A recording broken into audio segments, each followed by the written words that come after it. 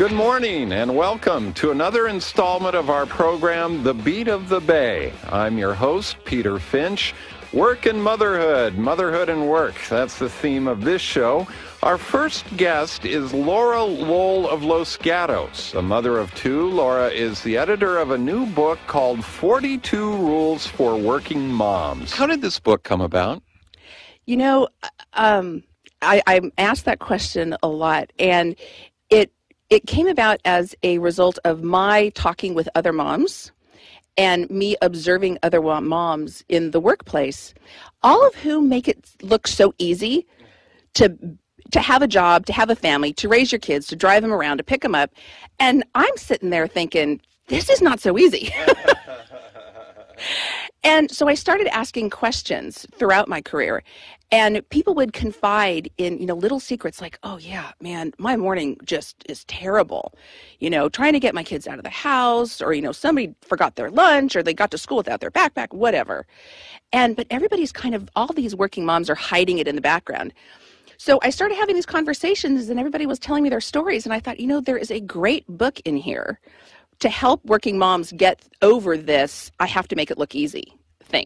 Yeah. So, and again, the point was maybe they were making it look easy, but it was just a matter that they had kind of come down with some strategies for helping them get through the day? Well, there's two things. One, they had developed their own tips and tricks and survival, tactics, if you will, kind of like Survivor.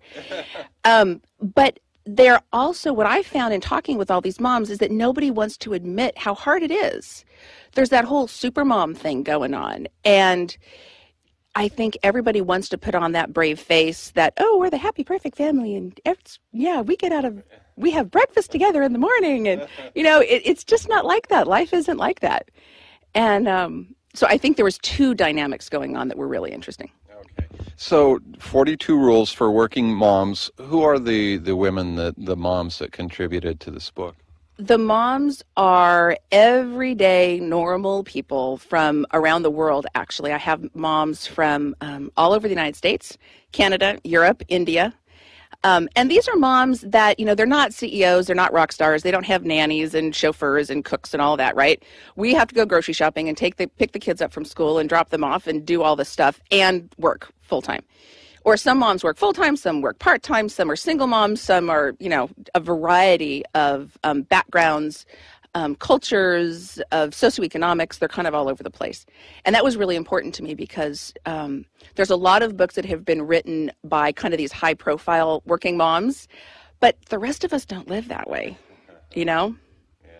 So give me some of the tips that when you receive the contributions, the articles, you looked over them, you said, what a great idea. Why hadn't I thought of that? I imagine it's helped you with your parenting.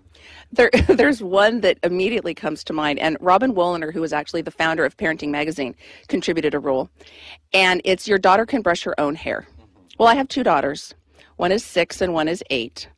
And getting them out of the house in the morning with their hair brushed and their teeth brushed is like, if I've done that in my day, I'm a great mom.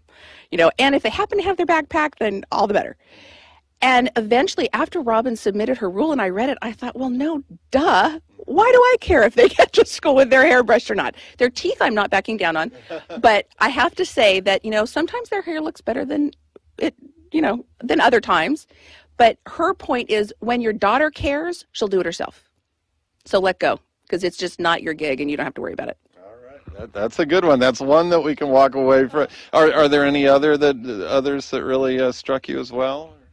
There's a couple of other ones. I love all of the rules for a variety of reasons, but the one that I think was the most profound for me was written by Melanie, and her rule was observe the peace. And she's a single working mom, and she has a 2.5-year-old son. And it's really hard when you've, got up, you've rushed everybody out of the house, gotten them to school, you go to work, you work, stress, pick them up, feed them dinner, give them a bath, read them a book, which is supposed to be all nice, calm, and cozy, right? And you're like, I still have work to do. You have to go to bed now. I have to finish my email. And her rule is, once you've put your kids to bed, no matter how old they are, take a minute and watch them sleep. She watches her son sleep.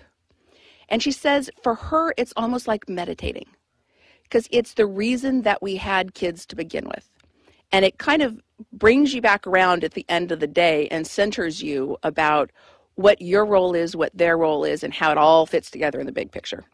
And that, to me, had a very profound impact on how I've been looking at my family and my kids.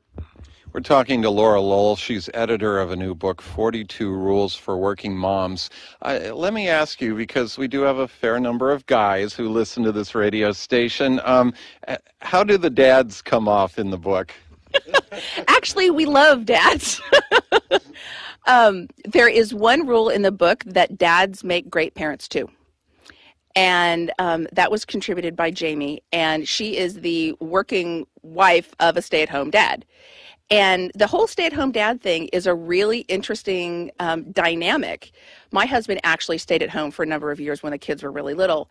And, he used to get teased, he'd walk around with, his coffee cup and chat with the moms, and he knew more about what was going on at school than I did. And that's hard on the moms because our role changes.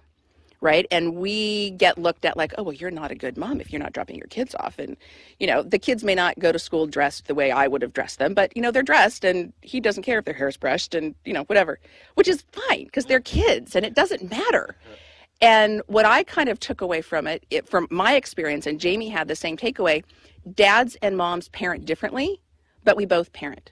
And we both have so much to add to the kids' experience. And I think having dads stay at home, even if part-time, is such a wonderful thing for the kids because they get such a different experience than you do with moms. Okay. Would there be any advice for dads on how to make life easier for the working mom in their life? It really comes down to communication and figuring out what works for your family. My husband and I have very different roles and responsibilities than a lot of traditional married couples because it works for us, right? I know a lot of contributors in the book are single and single moms, which is a whole different issue. And I think that the moms and the dads that I spoke to in compiling the book, it really is all about communication and finding those things that work for you and your kids. And what works for one family is not going to work for another. And what keeps me sane might absolutely make you crazy.